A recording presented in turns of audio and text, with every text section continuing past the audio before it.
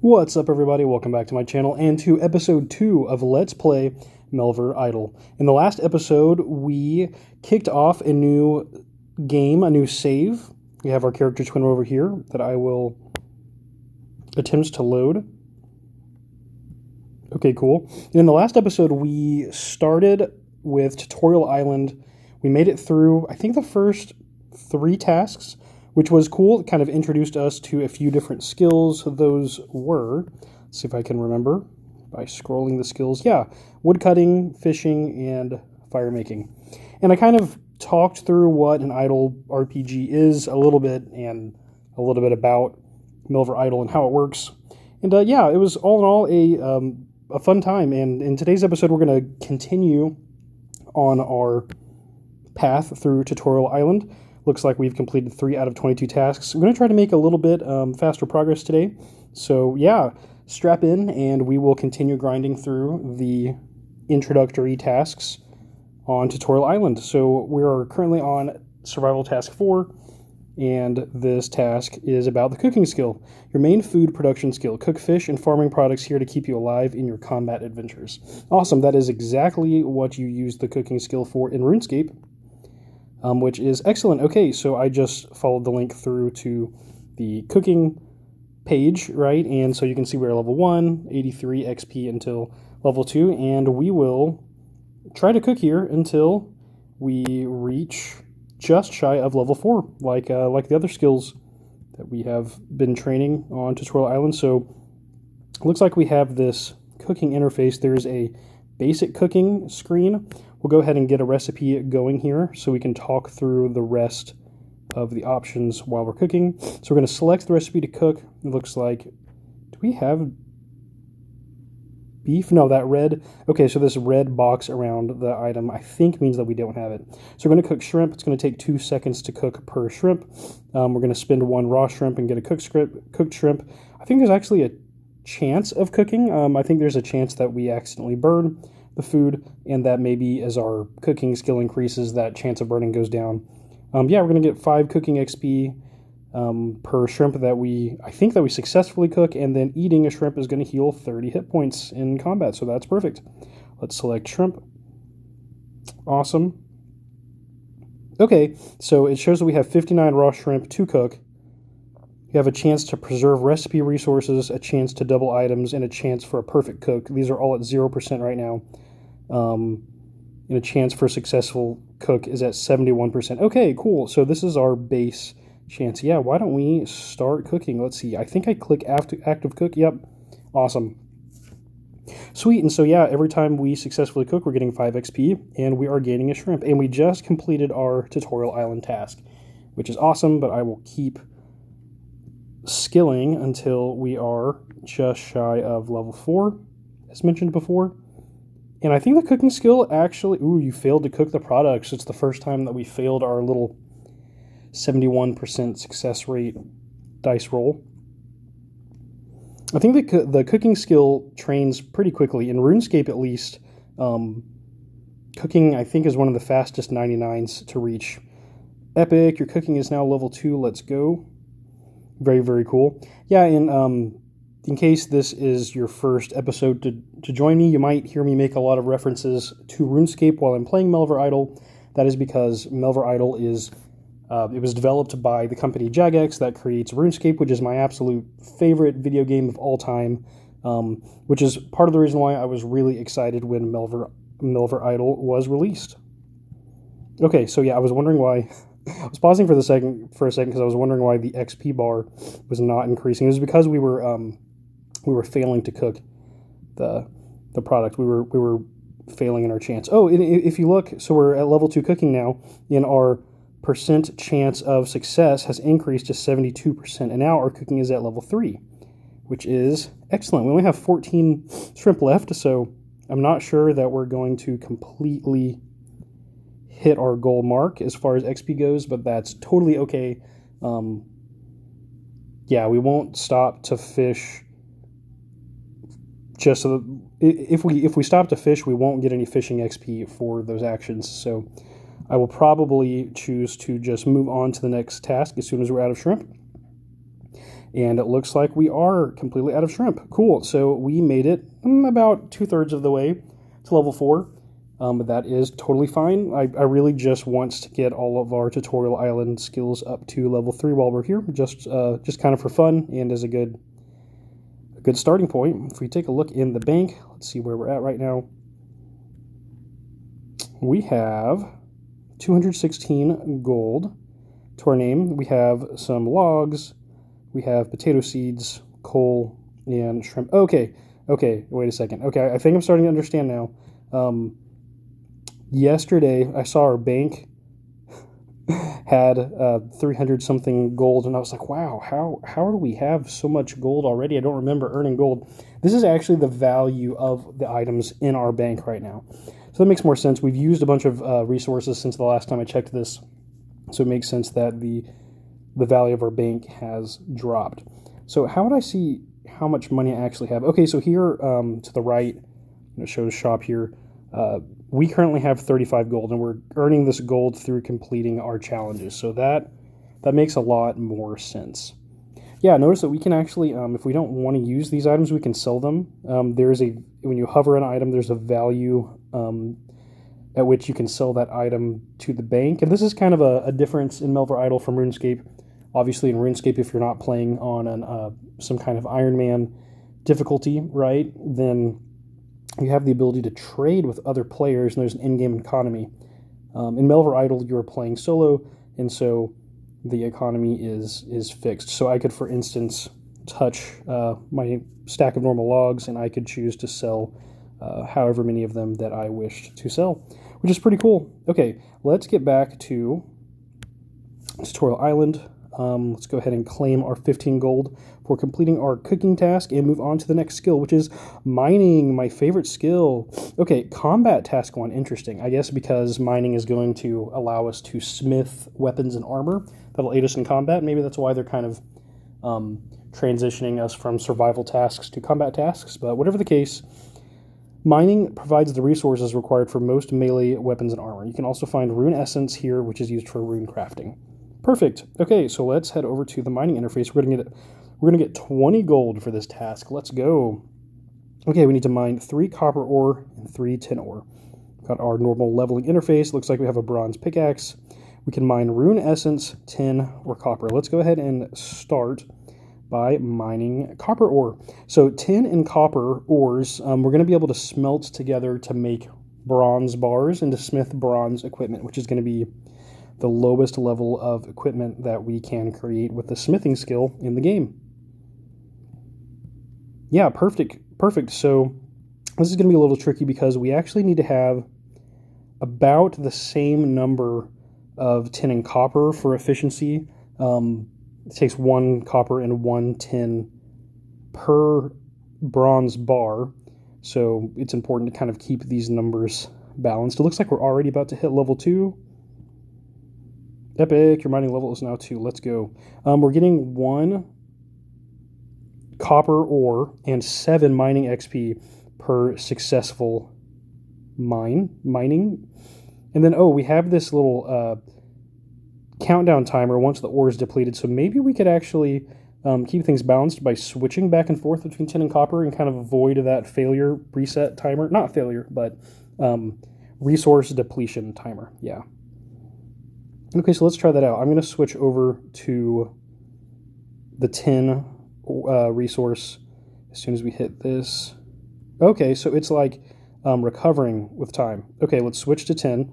Awesome. So I'm mining tin, and the copper resource was able to restore. Awesome. Tutorial task completed because we were able to collect 3 or more of each, or which is all the task actually wanted us to do.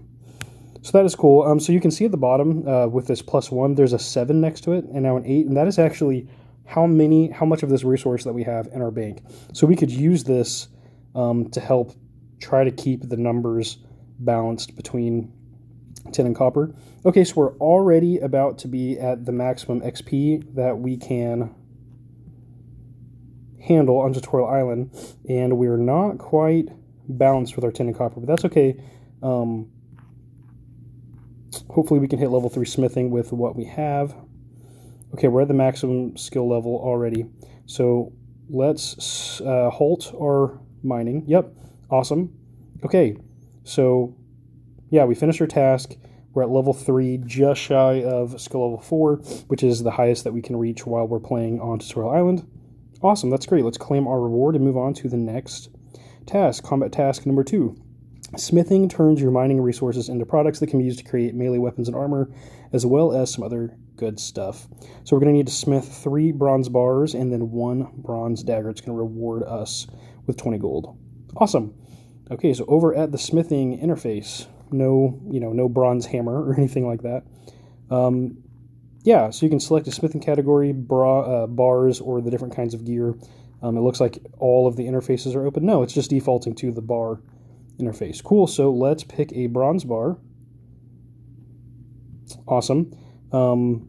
Yeah, we'll go ahead and start smelting, and then I'll talk through the stats. So 2 seconds to smelt each bronze bar. We're getting 5 XP per bar. You can see our number of bars in our bank increasing as we go. So yeah, 5 XP. Here's our mastery that we're gaining.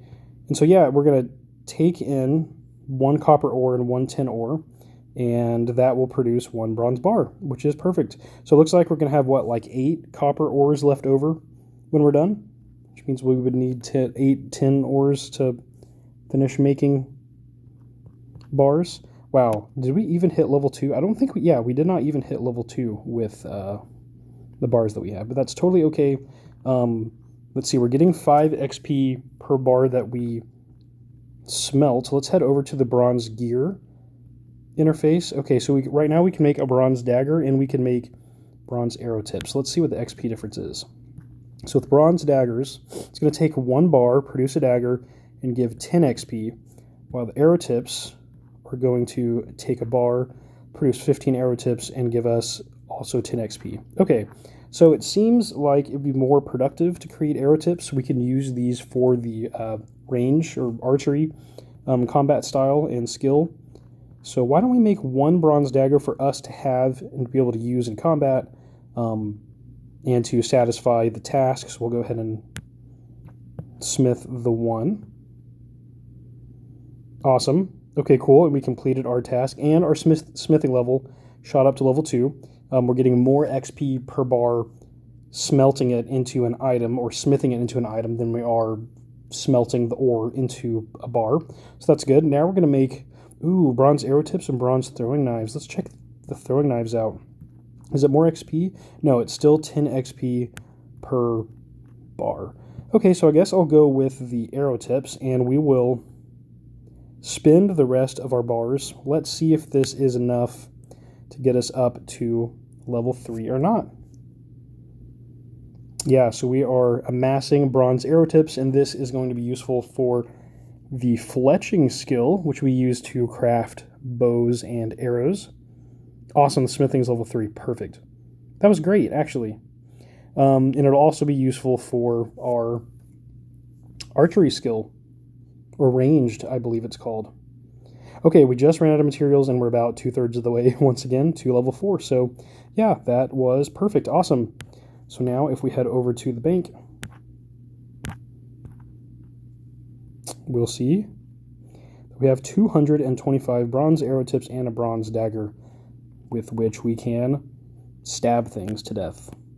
Excellent. All right, let's head back to Tutorial Island. Let's claim our smithing task as complete. Okay, task number 3 wants us to go to the bank. Weapons, armor, and food can be equipped from the bank. Give it a go so you're ready for battle. You'll want us to equip our bronze dagger and at least 3 shrimp, which makes sense. It sounds like they're going to send us on a kind of a combat task next. So first I'm going to go over to the combat interface. Will it let me? Yes, it will now. Perfect. Okay, so we have combat areas. Oh, you can toggle skill progress. Okay, here's the combat skill progress interface. So they have all of the combat skills laid out for you here. That is nice. Very cool. And yeah, you can browse combat areas, slayer areas, and dungeons. Which we'll get into more later. Looks like we've got our health here versus our opponent's health attack interval, food that we're going to equip, all kinds of different items on the combat interface. This is really cool. But we have an equipment interface here, and as you can see, we have nothing equipped. We have all these empty slots, and so what we're going to do is fill this weapon slot with a dagger, and then this food slot with our shrimp. So that's what's going to happen when we equip these items. Okay, so let's head over to the dagger. I'm going to touch it to open the bronze dagger. No item description. Interesting. So you have this cool little link that'll open the Melvor Idle wiki. That's pretty cool. Yeah, so I'm going to equip the weapon, and you can see it's going to replace nothing. Perfect, so it's now out of the bank because our character is holding it. Next, I'm going to equip all of our cooked shrimp. Perfect. Tutorial task completed. Head back to Tutorial Island to claim your rewards. Before we do that, let's head over to the combat interface and head down page 2. Yeah, here we have our food. So this food is equipped, and we can touch this button to eat a food and gain health. So during combat, we'll eat food. You know, our character is gonna do a little roll out of combat, pull some cooked shrimp out of his pocket, chow down, munch on it, whatever, and magically heal before continuing with the fight. And this is actually exactly how RuneScape works. So that is pretty cool. Okay, let's head back to Tutorial Island and let's claim our 20 gold for completing this task. And now we are going to learn how to fight. Epic. This is a fun part of the game. Have a go at slaying one of the many unique monsters you can locate in Melvor. In Melvor, okay. Interesting. So Melvor is the name of the place that we're at. Okay. I'm trying to pick up, as we play, I'm going to try to pick up as much kind of like story content as we can, just pulling information in from what we see as we go. So it wants us to kill 2 plants, and we're going to get 2,500 gold. Let's go. We probably need that to buy something for the next task. That is my assumption of why they're going to pay us so much more to kill 2 plants. It's hilarious that they have us kill plants. That is pretty comical, actually, that we have to bring a dagger to fight a plant. If the plant can hit us, that's hilarious. Okay. So I mentioned that, okay, yeah, skill locked. I tried to touch the Slayer areas. We have combat areas, Slayer areas, and dungeons. Slayer areas are tied to a skill called Slayer.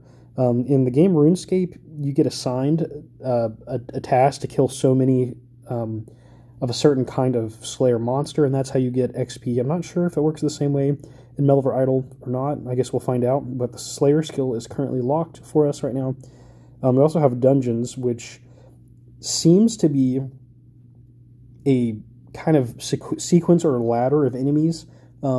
Basically, you'll enter an environment and you'll have a chance of fighting certain monsters, and they will one after another pop up for you to deal with until you reach a dungeon boss fight. So you have to survive like waves of enemies that vary on your way to the boss, and then you have to kill the final boss. At least that's what it seems like. Ooh, they're not locked. Okay, so we can check this out. And then there are disadvantages, I believe. Maybe it's Slayer where you have disadvantages, not the dungeons. But I think there's some kind of like negative buff that happens to you in each dungeon. But we'll find out as we go. The most simple way to participate in combat in Melvor Idle is with just your default combat areas. So we're going to browse combat areas, and the first area is the farmlands. There's all kinds of cool places that we're going to go and fight evil creatures. We're going to start off like a good simple RPG in the farmlands. Actually, typically, I would think that you'd start off fighting goblins in a goblin village if this was, Dungeons and Dragons or some other major RPG. But in this case, we're not even cool enough to fight goblins yet, or at least that's not our current assignment. It is to kill plants in the farmlands. So here is the plant. We can see their type. So, yeah, Melvor Idle, like RuneScape, has some kind of a combat triangle, or kind of like rock, paper, scissors. In RuneScape, you have melee beats ranged, ranged beats magic, and magic beats melee. That's just a kind of general way to understand which combat style deals the most damage to which other combat style, and I'm sure that Melvor Idle has some kind of similar mechanic. So the plant has a combat level of 1, 20 HP. Let's see, we can check out its drops. This monster does not drop bones. Possible extra drops up to 3 potatoes. Okay, cool. So something for us to eat. So basically, we're basically pulling potato plants. That's hilarious. Okay, let's go ahead and fight. So we're in the farmlands, searching for a plant. Okay, we find a plant. We have an attack interval. Okay, and yeah, kind of at the bottom right, we have this interface where we can see the enemy's health versus our health, and we can quickly hit food or flee. And this is useful because I think this interface stays up when we navigate to other areas of the map. Sweet, we just killed a plant, and yeah, we got some kind of pop-ups. Okay, so if we look right here, we can see that we're missing our opponent. Oh, we just hit them for 15, and we just killed, and they're missing every time. That is cool, and we should be... Okay, so we got 1 Constitution XP, 5... I think attack XP is what we're gaining right there. Yeah, 4 XP, and I noticed that we're gaining XP not on a kill, which is how it would work in RuneScape, but every time we make a hit, we're gaining XP. That's quite interesting. The game developers might have to balance the game differently based on that, or I don't know, maybe they take the XP they normally would pay out for the full enemy, maybe they just divide that by the enemy's HP or something like that. I'm not sure. But that's pretty cool. Yeah, we can see the difference in our attack intervals. Very, very similar to RuneScape. Oh, we can see their stats here. The plant must be the easiest creature in the game to kill. And if I scroll down further, there's loot to collect. And so far, we're getting gold. We're plundering gold from the plant. That's kind of cool. So far, we don't have anything to loot from the plant. Congratulations, your attack is now level 2. Awesome. Okay, perfect. Oh, that's great. I'll toggle skill progress, and we can watch as our attack level increases. Every time we hit our opponent, we can see it raising. And so, okay, let's break down some of these skills. So we have, the first one is called attack, and this skill is the accuracy half of melee. So this skill is going to determine how accurate we are, how likely we are to actually hit our opponent in combat. The skill underneath it is strength, and this is tied to the amount of damage that we deal in melee combat. So together, these two skills determine our accuracy and our damage. Defense is a skill that applies to all combat styles. So this is going to determine how much damage that we block, or how hard it is to hit us in combat. A higher defense level is going to require a higher attack level from your opponent to hit you. And I'm not sure if it affects the damage roll or not. I'm not entirely sure. I'm not sure. I think your defensive skill just increases how hard it is to hit you. I think it's your armor choice that determines how much damage you're going to take versus their strength skill. Okay, so then we have Constitution. This applies to every combat style. Okay, our attack is now level 3. Why don't we go ahead and change combat styles now? Let's see if I can figure that out. Okay, to slashing. Okay, so attack style, stabbing. We're going to change it to slashing. So when we're in the stab style, we're going to get attack XP, and it's going to give us a hidden buff to our accuracy. When we're slashing at our opponent, this is going to train our strength skill, and it's going to give us a bonus to the damage that we deal. And then with a block style, it's going to train defense and give us a buff to our ability to block enemy attacks. So that is pretty cool. If I scroll back up to the skills, yep, we're still finding, hunting, and killing plants in the farmlands. Yeah, you can see that we're starting to gain XP in the strength skill. So yeah, this is pretty cool. Okay, so Constitution, yeah, is it's our health, our hit points, and this is important in every combat style, right? No matter which combat style you're training, you're also more slowly training the Constitution skill, and yeah, the higher it goes, the more health you're going to have in combat. Okay, so now we have the range skill, and this is for the ranged combat style. The interesting thing is instead of a separate accuracy and damage component, there's one range skill, and that affects both the accuracy and damage of your ranged attacks. And, it actually might only be accuracy. The damage might be determined by your weapon and the kind of bolt or ammunition that you're sending or volleying at your opponent. Let's go strength level 2. Awesome. Making good progress today. I'm not sure. I need to actually learn more about how combat works, and it may be different from RuneScape to Melvor Idle. That's something for us to pay attention to. The magic skill is similar, so this is controlling your magic accuracy and maybe damage. Your damage might just be based on your weapon and the spell that you're casting. But yeah, these two skills round out the 3 combat styles that you have here in Melvor Idle. We also have prayer. So prayer is a skill that you train by burying your enemy's bones. And prayer allows you to access a number of buffs and debuffs during combat. So if I scroll down to this menu, there should be a prayer skill locked. Okay, so we need to unlock the prayer skill. But basically, we're going to have a number of buffs that we can use. Kind of like it's a buff that you can toggle on, and you spend prayer points to have the buff on for a certain amount of time. At least that's how it works in RuneScape. Combat buffs and maybe debuffs for your opponent, depending on your your prayer level. So yeah, that is a cool one. And then finally we have Slayer. That's what I mentioned before about hunting down and killing very specific kinds of Slayer monsters that are usually more interesting than your run-of-the-mill monsters. And that is all of our different combat-related skills in the game right now. Yeah, that's a good breakdown of them. Okay, so yeah, we're going to continue fighting plants. We are actually taking damage from the plants, and this is quite humorous. Strength level 3. Let's go. I'm going to go ahead and change that up to blocking now. But this is kind of funny that we actually took damage from the plant. The plant was able to hit us. I'm trying to imagine how that would actually work. You've got a adult human with a dagger versus a plant. You'll notice here that we are passively regenerating HP as we go, so that is useful. I believe one of the other game modes might have mentioned that you don't passively regenerate HP, like maybe in hardcore mode you don't regenerate health as you play. Interesting to think about. Okay, we still have nothing to loot. In all of these kills, the plants have not dropped a single batch of potatoes. That is kind of funny. That's okay though.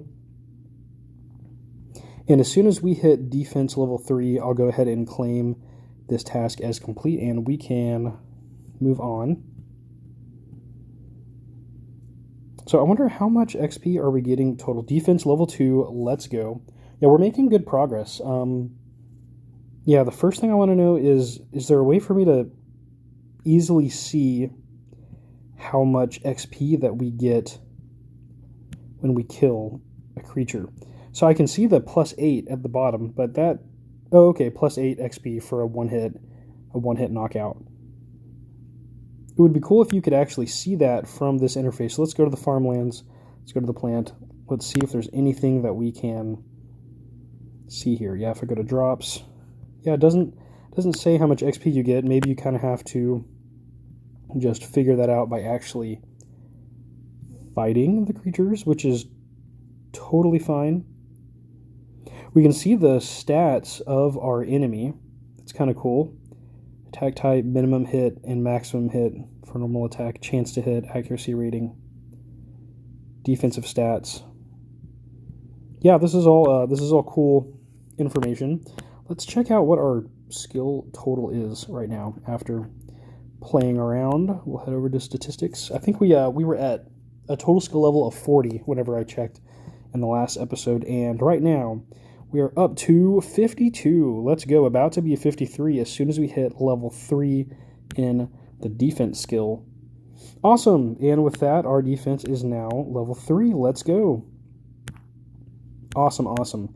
Okay, let's head back to Tutorial Island. So we've learned how to fight, how to survive in melee combat. Yeah, let's go ahead and claim this task. Notice that our character, because this is an idle game, we don't have to be staring at that screen. We can go play around in other interfaces while our character continues to hack and slash away at at the plants. Okay, I'm going to go ahead and claim this task. Awesome. Perfect. Okay, so yeah, the next task is going to be ranged preparation, and I think this is a great place to stop, so I'm going to go ahead and flee combat. It looks like we didn't collect anything. The plants did not drop anything for us. Yeah, so in our bank we have logs, some potato seeds that'll be good for farming. Ooh, we've got coal ore and copper ore, and a bunch of bronze arrow tips. Yeah, perfect. Okay, so we were able to complete how many tasks? In the last episode, we worked our way through 3 tasks. Today, we worked through 5. Okay, so we've finished 8 out of 22 tasks. So, yeah, that is perfect. Thank you so much for watching.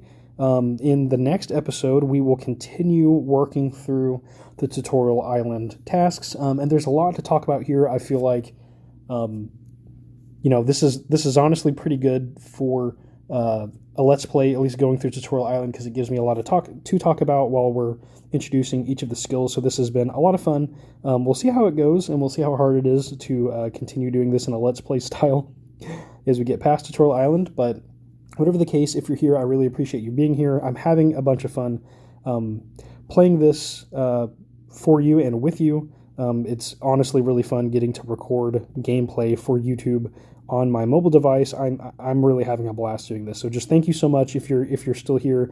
I appreciate it. The next episode, yeah, we'll continue grinding through our Tutorial Island tasks. It looks like we're going to be making some bronze arrowheads. Little do they know that we've already done that. And heading into ranged combat, and I expect probably magic combat as well. So I'm looking forward to it, and I'll see you in the next episode. Until we meet again, fight on.